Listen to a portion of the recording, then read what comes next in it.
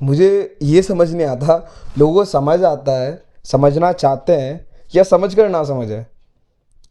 मैं जब बात करता हूँ सनातन हिंदू धर्म की या सनातन वैदिक सभ्यता की, हमारा कल्चर, हमारा जो ट्रेडिशन है, वो कोई 2-5 साल या 10 साल पुराना नहीं है।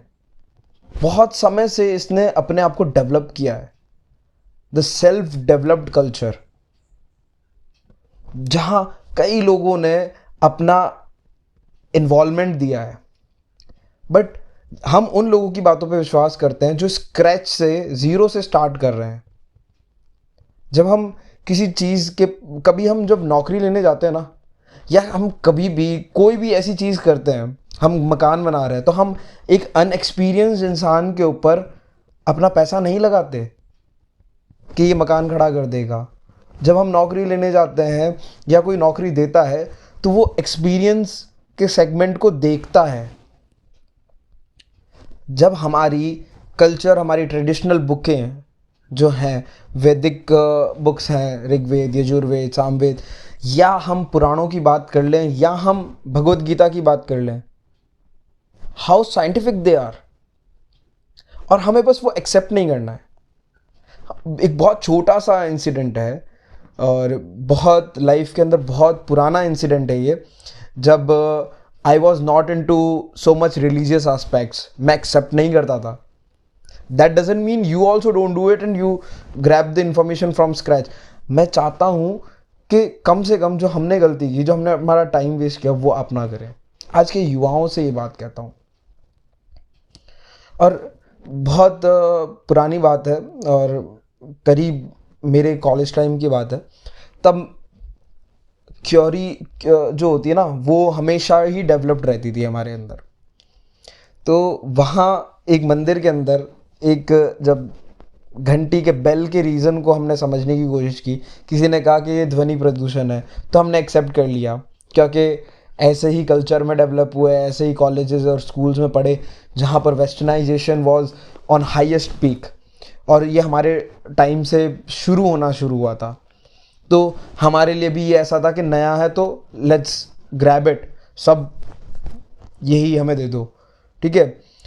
बट वहाँ जब उस व्यक्ति ने मुझे एक बात बोली, वो बहुत मतलब इतना साइंटिफिक फैक्ट कोई रखता है ना, तो तब भी हम नहीं समझना चाहते, और उसके कई सालों बाद हमें समझ में आता है।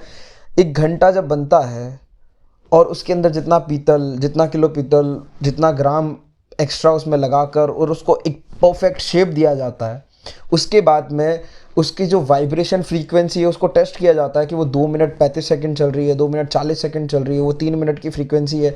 और जब तक वो घंटा हम बजाते हैं, तब तक हम, मतलब जैसे हमने एक बार बेल को रिंग किया, उसके बाद हम अगर उसके नीचे खड़े हैं, तो वो 3 मिनट हमें वहाँ खड़े रहने से हमारी जो नेगेटिव रेज हैं, नेगेटिव एनर्जी हैं, उसको डिसॉल्व करने का काम करता है और पॉजिटिव वाइब्रेशंस को डेवलप करता है बॉडी के अंदर। और आज का साइंस इसे समझने में ही अभी तक पूरा समझ भी नहीं पाया है। और आज के साइंस इस थ्योरी के साथ में ये कहता है कि वाइब्रेशन थ्योरी से हम मेडिकेट कर सकते हैं किसी को। महर्षि चरक ने बहुत पहले इस चीज़ को कहा, बट वी डिडंट एक्सेप्ट। पर आज का साइंस कहता है तो हम एक्सेप्ट करते हैं, जिसको अभी तक वाइब्रेशन थ्योरीज का वी भी नहीं पता। जबकि हमारी हर बुक के अंदर वाइब्रेशन थ्योरी का एक बहुत लंबा चौड़ा अध्याय है, और हर पर्टिकुलर चीज़ को वाइब्रेशन थ्योरी से ट्रीट किया जा सकता है। योगा को ही ले लो, आज से कई वर्षों पहले तक लोग एक्सेप्ट नहीं करना चाहते थे, और आज yoga is the primary thing for 30s to 50-60s range age. Primary thing, not in India, throughout the world, scientifically accepted. और यही चीज़ वाइब्रेशन थ्योरी में। हमारा फूड कल्चर हमने छोड़ दिया, हम फास्ट फूड के जोन में जा चुके हैं। बट हमारे घर में जो मिट्टी के बर्तन हुआ करते थे, शायद आप लोगों के घरों में तो आपने शायद देखे हैं ना देखे हो, बट आज भी मैं जिस गांव से आता हूँ, मैं जिस फैमिली से आता हूँ, मेरे घर में आज भी मिट्टी के बर्तन हैं और उनमें खाना बना है। हमारे बचपन में हमने उनमें खाना खाया है। और आज साइंस कहता है कि वर्ल्ड के अंदर ऐसा कोई एलिमेंट नहीं है जिसका बर्तन बनाने से इतना पौष्टिक खाना बना सकते हैं, मिट्टी।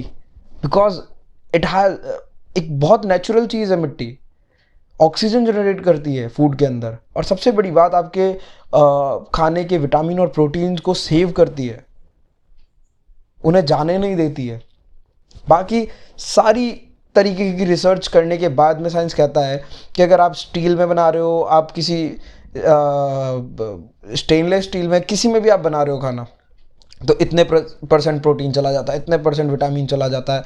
खाने में से 5% प्रोटीन, 5%, 10% विटामिन रह जाता है। बट मिट्टी के बर्तन में इट्स ज़ीरो, ऑलमोस्ट ज़ीरो।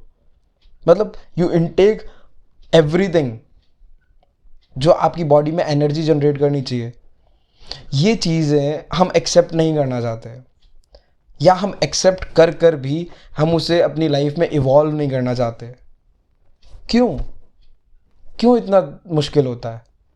लोग हमें पुराना समझेंगे, लोग हमें टैग दे देंगे religious. What is the problem जब हमारे पास में वर्ल्ड की सबसे एडवांस टेक्नोलॉजी है, एंड दैट इज सनातन वैदिक सभ्यता। हमारे टाइम में, हमारे कल्चर के टाइम में जितनी किताबें लिखी गई थी उसकी 1% भी आज अवेलेबल नहीं है दुनिया में।